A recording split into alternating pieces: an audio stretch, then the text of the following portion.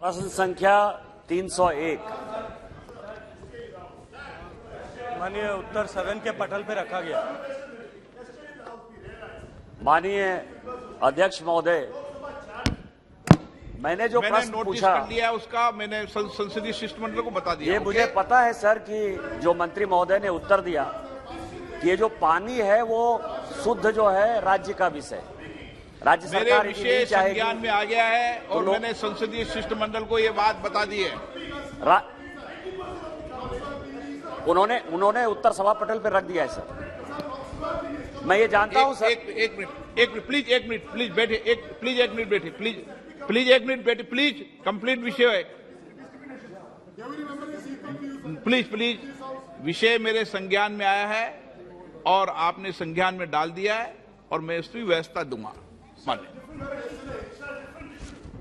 माननीय अध्यक्ष जी, ये सही बात है जो मंत्री जी ने जवाब दिया कि ये जो पानी है वो राज्य का विषय है और ड्रिंकिंग वाटर देना है कि नहीं, खेतों में सिंचाई जाना है कि जाना है नहीं जाना है, केंद्र सरकार के चाहने के बावजूद भी राज्य सरकार यदि चाहे नहीं चाहेगी तो नहीं होगा। लेकिन जो मैंने प्रश्न पूछा है सर और जो उसका जवाब आया है जो राज्य सरकार से ही केंद्र सरकार ने लिया होगा वो बहुत ही अलार्मिंग है सर। मैं जिस इलाके संथालपना से आता हूं वहां टीडीएस और पीएच जो क्वालिटी है, पीने के ड्रिंकिंग वाटर की जो क्वालिटी है वो बहुत ही खराब है सर। और क्लोराइड, नाइट्रेट और फॉस्फेट गंगा होने के कारण वो पूरा अल्काइन जो है लगा हुआ है। और मेरे इलाके में पूरे देश दुनिया में जो है कालाजार खत्म हो गया, लेकिन चाहे कालाजार है, चाहे लीवर का एनलार्जमेंट है, चाहे स्टोमक डिसऑर्डर है, इस तरह की सारी बीमारियां संथालपना में इस देश में सबसे ज्यादा है। जो लेबोरेटरी की बात माननीय मंत्री महोदय ने की है, राज्य सरकार के माध्यम से ही कहा होगा, वो कोई लेबोरेटरी वहां मौजूद नहीं है। दूसरा जो जल जीवन मिशन है जो प्रधानमंत्री जी का बड़ा मिशन है सर, और जिसमें बार बार मैंने मंत्री जी को भी पत्र लिखा है कि गंगा से जो है वो वाटर जाना है। आज तक जो वहां बनी है, जो योजनाएं बनी है सर, उसमें गंगा से पानी संथालपना के यदि सभी जिलों में नहीं जाएगा, खासकर देवघर जैसे जिले में यदि नहीं जाएगा, तो ये सारी योजनाएं बेकार हो जानी चाहिए सर। जैसे चापाकल का हो जाना है वैसा ही हो जाना है, क्योंकि लेयर ही नहीं है नदी में। तो मेरा आपके माध्यम से मंत्री महोदय से ये पूछना है कि जो मैंने आपसे आग्रह किया था कि गंगा ग्रिड बनाइए और जो हमारे लोग डायरिया, कालाजार और लीवर एनलार्जमेंट से पीड़ित है उसको बचाइए। इसके लिए क्या वो कोई जांच कराएंगे? क्योंकि अभी तक की जो योजनाएं हैं वो सतह पर बहुत ही गलत योजना बन रही है, एक बहुत बड़ा स्कैम है और गंगा ग्रिड से हम लोगों को जोड़ेंगे। इसके बारे में मंत्री जी बताएंगे। माननीय अध्यक्ष महोदय, माननीय सांसद ने जो चिंता व्यक्त की है, ये सेम चिंता इन्होंने मुझे पत्र लिख करके, जैसा इन्होंने बताया, कई बार की है। लेकिन हम सब जानते हैं, जैसा इन्होंने भी अभी कहा, कि जल राज्य का विषय होने के चलते डीपीआर बनाने से लेकर के उसको इम्प्लीमेंट करने से लेकर के उसको ऑपरेट करने और रखरखाव करने तक का सारी जिम्मेदारी राज्य सरकार की होती है। भारत सरकार प्रत्यक्षतः उसमें किसी भी तरह से कहीं अपना इंटरफेरेंस अगर अनटिल अनलेस राज्य सरकार न चाहे नहीं कर सकता है। माननीय सदस्य ने जो पत्र मुझे लिखा था, मैंने इनकी चिंता को राज्य सरकार के साथ में साझा किया था। जहां तक लेबोरेटरीज का माननीय सदस्य ने उल्लेख किया है, झारखंड राज्य ने जो 24 लेबोरेटरीज उनके यहाँ काम कर रही है, एक स्टेट लेवल की लेबोरेटरी और 23 जो डिस्ट्रिक्ट लेवल लेबोरेटरीज है। मुझे लगता है कि एक बार धरातल पर इसको वापस देखने की आवश्यकता है, क्योंकि वो 24 की 24 लेबोरेटरीज जो है वो NABL एक्रेडिटेड है और NABL एक्रेडिटेशन की अपनी एक व्यवस्था है, अपनी एक स्थापना, एक उनकी जो SOP है एक्रेडिटेशन की। इसलिए ये कह देना मुझे लगता है कि एक्रेडिटेड लेबोरेटरी को कि वो धरातल पर काम नहीं कर रही है, ये उपयुक्त नहीं होगा। मैं माननीय सांसद मित्र से भी कहूंगा कि मैं आपको सूची स्थान सहित भेजता हूँ। आप अपने अगले प्रवास में राज्य भर में, क्योंकि आप राज्य के बड़े नेता होने के नाते प्रवास करते हैं, राज्य भर में अपने प्रवास में एक बार जाकर के उन लेबोरेटरीज को देखें। मैंने खुद जाकर के आपके जिला, आपके जो प्रदेश मुख्यालय पर जो लेबोरेटरी है उसको मैंने खुद देखा है और उस लेबोरेटरी की फंक्शनिंग को भी चेक किया है। जहां तक क्वालिटी वाटर का संदर्भ है, माननीय प्रधानमंत्री जी ने जब जल जीवन मिशन प्रारंभ किया था, तब प्रारंभ में ही हम जो है उनका मार्गदर्शन था कि हमको पीने के पानी की गुणवत्ता को पहली प्राथमिकता देनी है, और दूसरा विषय कि जिन क्षेत्रों में गुणवत्ता की चुनौती है उन क्षेत्रों में प्राथमिकता से काम हो, उसके लिए फंड एलोकेशन में उसको वेटेज दिया जाना चाहिए। लेकिन मैं इस बात को स्वीकार करता हूं कि इनका जो राज्य है माननीय सदस्य का, वो मेरे राज्य से एक पायदान ठीक ऊपर है। इनसे नीचे के जो पायदान पर प्रगति की दर है वो मेरे राज्य और आपका राज्य पश्चिम बंगाल ऐसे नीचे से तीसरे और चौथे पायदान पर है। निश्चित ही झारखंड राज्य को काम में गति बढ़ाने की आवश्यकता है, क्योंकि अब तक वो बमुश्किल 34% तक पहुंच पाए। लेकिन मैं इतना भरोसे के साथ में कह सकता हूं कि जिस दिन झारखंड राज्य में भी पानी के JJM मिशन पूरा हो जाएगा, तब ये जो पानी की क्वालिटी को लेकर के जो चुनौती है, जो संकट है, जिस दर्द को माननीय प्रधानमंत्री जी ने महसूस किया है, वो दर्द को हम एड्रेस कर पाएंगे।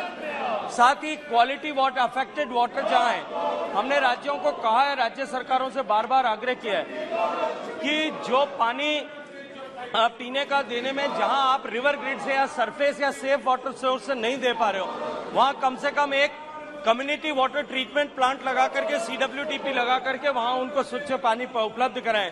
और राज्य सरकारों ने ये कहा है कि हमने ये सब जगह पर जो ऐसे आइडेंटिफाइड हैबिटेशन थे वहां सब जगह ऐसी व्यवस्था की है। माननीय सभापति जी, अध्यक्ष जी, NABL एक्रेडिशन में कोरोना काल में हमारे इलाके में कई एक लेबोरेटरी खुले सर, और कोरोना काल में ही वो बंद हो। तो माननीय मंत्री जी, आपके मंत्री जो राज्य मंत्री है, मैं नहीं बोलना चाहता था, विश्वेश्वर टुडू जी, उन्होंने देवघर का दौरा किया और देवघर में वो लेबोरेटरी उनको बंद दिखाई दी थी। तो इसीलिए राज्य सरकार की जो गलती है वो हमारी गलती नहीं है, उसको स्वीकार करना चाहिए कि राज्य सरकार यदि ऐसा नहीं कर रही है तो एक कमेटी जो है भेजकर आपको जांच करानी चाहिए।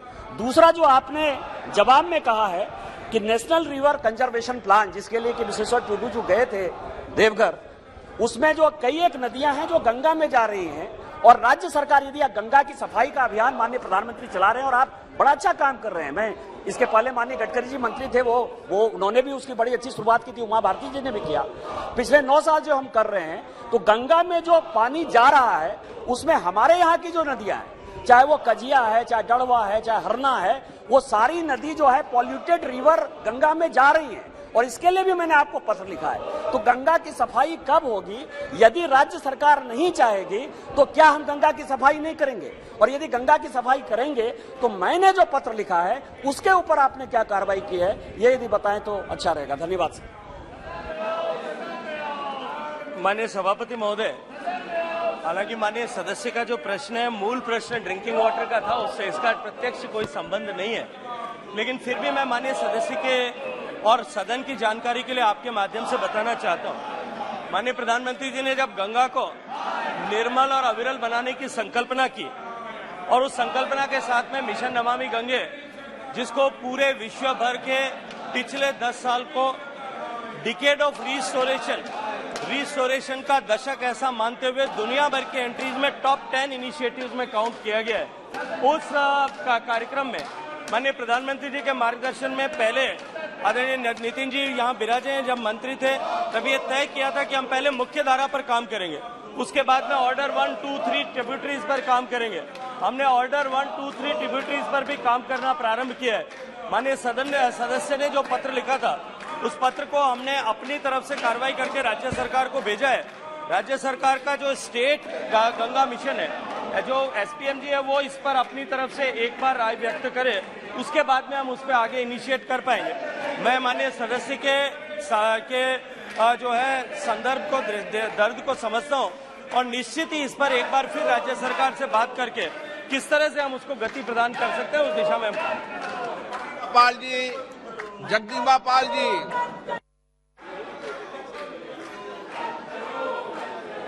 माननीय मंत्री जी ने बहुत विस्तार से जवाब दिया और माननीय हमारे निशिकांत जी ने पूछा, और ये पूरे देश में जल जीवन मिशन जो 2019 से शुरू हुआ है, वो हर घर जल को क्रियान्वयन करने का कार्य चल रहा, हमारे राज्य में भी बड़े स्तर पर चल रहा। मैं आपके माध्यम से माननीय मंत्री जी से जानना चाहता हूँ कि जो ये कार्य कर रही है एजेंसी, वो या राज्य सरकार इसके इंस्टॉल करने के बाद अगले 5 साल तक उसके रखरखाव की किसकी जिम्मेदारी होगी।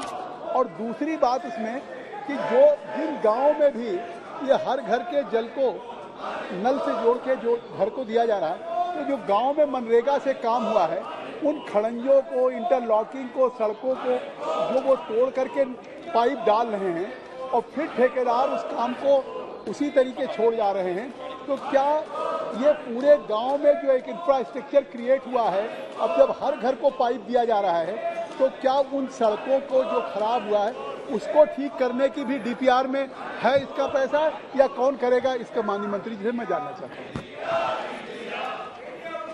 धन्यवाद माननीय सदस्य महोदय का करते हुए माननीय सभापति जी मैं कहना चाहता हूँ कि हर एक राज्य ने अपने स्तर पर अपने अपने अलग अलग तरह से इम्प्लीमेंटेशन के कॉन्ट्रैक्ट्स किए हैं, क्योंकि जैसा मैंने मूल प्रश्न के उत्तर में भी कहा, जल राज्य का विषय होने के नाते ये राज्यों का विशेषाधिकार है।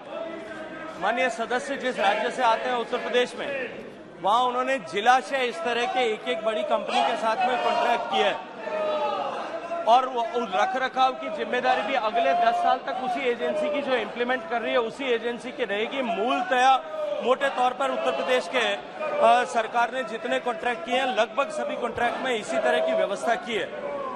जहां तक एक बार रिस्टोरेशन ऑफ रोड्स और इंफ्रास्ट्रक्चर जिसको तोड़ा जाता है उसका विषय, हमने जब अपनी गाइडलाइन इश्यू किया था तब उसमें उसको कहा था कि राज्य सरकार जब इसको लेकर के डीपीआर बनाए तब इसको फैक्टर इन करके ही टेंडर अवॉर्ड करें।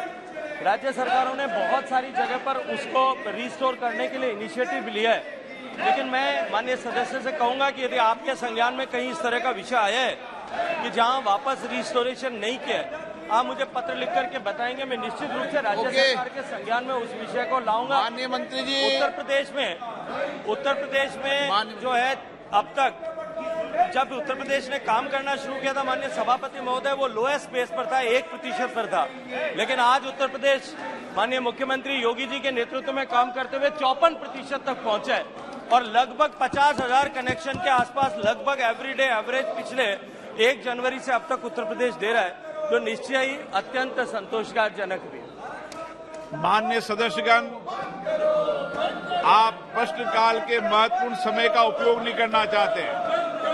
मैं प्रतिपक्ष के माननीय सदस्यों से फिर आग्रह करूंगा, प्रश्नकाल एक महत्वपूर्ण समय है, आप उसका उपयोग करो। महत्वपूर्ण सवाल अपने संसदीय क्षेत्रों देश के उठाओ ताकि सरकार पे जवाब देते हो सके। मैं प्रश्नकाल चलाना चाहता हूं, लेकिन माननीय सदस्यगण, प्रतिपक्ष के नेताओं, आप प्रश्नकाल नहीं चलाना चाहते। सदन की कार्रवाई आज 12 बजे तक के लिए स्थगित की जाती है।